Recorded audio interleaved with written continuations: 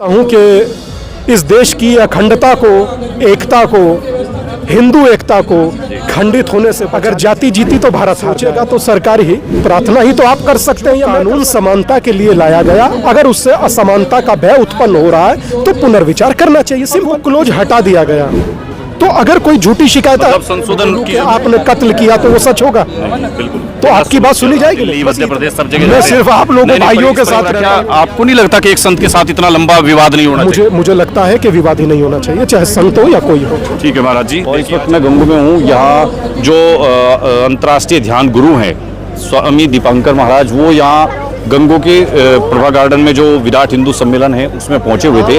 और जिस तरह से यूजीसी कानून आया है उसको लेकर पूरे देश में जिस तरह का स्वर्ण समाज की ओर से जो विरोध चल रहा है, यूजीसी बिल को वापस लेने के लिए केंद्र सरकार पर जिस तरह से दबाव बनाया जा रहा है, और उत्तर प्रदेश में तो जिस तरह से बरेली के सिटी मजिस्ट्रेट का इस्तीफा हुआ, उसके बाद कल जीएसटी के डिप्टी कमिश्नर का अयोध्या में इस्तीफा हुआ, तो एक अलग अजीब तरह का खेल उत्तर प्रदेश में हो रहा है। और उत्तर प्रदेश में सब कुछ इसलिए है क्योंकि यहाँ 2027 का विधानसभा चुनाव होना है। और देखिए यहाँ दीपांकर महाराज हैं, आइए उनसे बातचीत करेंगे। कार्यक्रम है और बातचीत करने के लिए इस वक्त देखिए हमारे साथ जो विभाग प्रचारक हैं संघ के, उनसे बातचीत करते हैं। हाँ सर, आपसे बातचीत करना चाहेंगे थोड़ा सा। यूजीसी बिल आया, इसको लेकर पूरे देश में विरोध है, क्या कहेंगे इस पर आप? यूजीसी बिल में हो सकता है किसी कारण से कुछ असमानता हो, मैंने अभी तक पढ़ा नहीं है तो ज़्यादा मैं आपको बता नहीं पाऊंगा। नहीं सर, आप तो इतना बड़े संगठन का काम देखते हैं, 3-3 जिले आप संभालते हैं, क्या आपने यूजीसी बिल को नहीं देखा अभी तक? नहीं, मैंने अभी तक नहीं देखा है, जब देखेंगे तो मैं बताऊंगा आपको। नहीं, वैसे ऊपरी तौर से क्या लग रहा है, इस तरह के बिल क्या हिंदू समाज को बांटने वाला बिल है?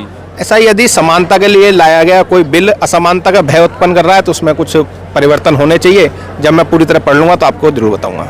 ठीक है। देखिए जो संघ के जो यहाँ विभाग प्रचारक हैं उनसे हमने बातचीत की तो कह रहे हैं कि हमने इस बिल को अभी पढ़ा नहीं है। ये बड़ी अजीब बात है कि जो किसी संगठन को इतने बड़े लेवल पर देखते हैं और वो इस तरह का घोल ऐसा मतलब घुमा फिरा करके जवाब दें तो बात कुछ हजम नहीं होती है। तो अभी जो पार्टी के जो पदाधिकारी हैं, कल से हम उनसे बातचीत करने की कोशिश कर रहे हैं तो इसी तरह का जवाब मिलता है। कल सुरेंद्र नागर जो बीजेपी के देखिए आचार्य दीपांकर महाराज आ रहे हैं, उनसे बातचीत करने की कोशिश करेंगे। महाराज जी प्रणाम। और किस तरह का विराट हिंदू सम्मेलन महाराज जी ये चल रहे हैं, क्या इनका उद्देश्य क्या है? महाराज उद्देश्य सनातन को संगठित करना, हिंदुओं को एक करना, जातियों में ना विभाजित होकर संगठित होने का उद्घोष और शंखनाद। तकरीबन 1.5 लाख के लगभग ऐसे कार्यक्रम हो रहे हैं पूरे भारत में। और मैं खुद 1100 दिनों से हिंदुओं को जोड़ने की यात्रा पर हूं, तो मैं उम्मीद करता हूं कि जो चीज़ें सकारात्मक हैं, समाज को जोड़ रही हैं, वो समाज में बनी रहे। इसकी बहुत ज़रूरत थी, एक लंबे समय से होना चाहिए था, क्योंकि इस दुनिया में, भारत में खासकर, जाति के चैंपियन ज़्यादा हैं, मगर ये पहली सभा आप देख रहे हैं जो हिंदुओं की सभा है। अच्छा महाराज जी, जिस तरह से यूजीसी बिल आया और स्वर्ण समाज के लोगों को डर है कि इसका दुरुपयोग होगा और ये उनका उत्पीड़न इससे होगा, ना कि SC ST OBC के लोगों को उत्पीड़न से बचाने वाला। मैं मात्र इतना कहना चाहता हूं कि इस देश की अखंडता को, एकता को, हिंदू एकता को खंडित होने से बचा लीजिए। अगर जाति जीती तो भारत हार जाएगा। नहीं, ये तो केंद्र सरकार को सोचना चाहिए महाराज जी। देखिए, सोचेगा तो सरकार ही, प्रार्थना ही तो आप कर सकते हैं या मैं कर सकता हूं। हम लोग बहुत छोटे लोग हैं, सन्यासी हैं, नहीं समझ में आई? हमारी प्रार्थना करना अधिकार है। जो कानून समानता के लिए लाया गया, अगर उससे असमानता का भय उत्पन्न हो रहा है तो पुनर्विचार करना चाहिए। सिंपल, इसमें कुछ है। किस तरह का भय जनरल कैटेगरी को हो सकता है महाराज जी? केंद्र सरकार, केंद्रीय जो शिक्षा मंत्री है धर्मेंद्र प्रधान, वो कह रहे हैं कि हम किसी का उत्पीड़न नहीं होने देंगे, सरकार आश्वस्त करती है। कागजों में होता है तो थोड़ा सा अच्छा रहता है जी। जो पहले क्लोज था इसमें कि अगर इस क्लोज में था कि अगर शिकायत झूठी पाई जाती है तो शिकायतकर्ता दंडित किया जाएगा।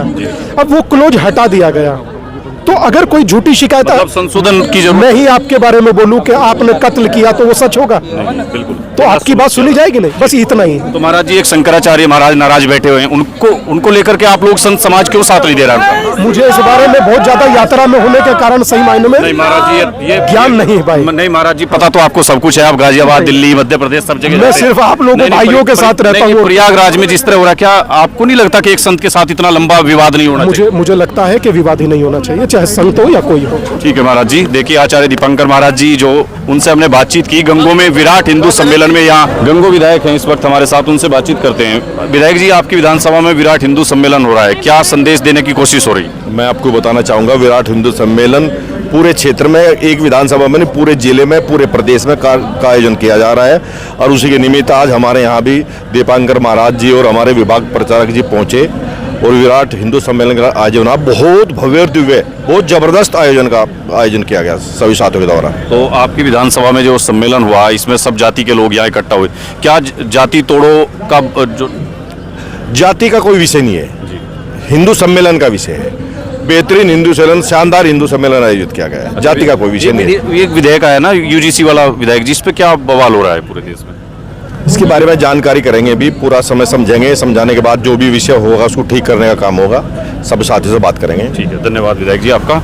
और देखिए गंगो विधायक किरत सिंह जी, उनसे बातचीत की, उन्होंने कहा कि जातियों का तो कोई जिक्र नहीं है और हिंदू समाज को एकत्र करने के लिए, एकजुट करने के लिए, हिंदू एकता के लिए ये विराट हिंदू विधायक थे, उनसे हमने बातचीत की।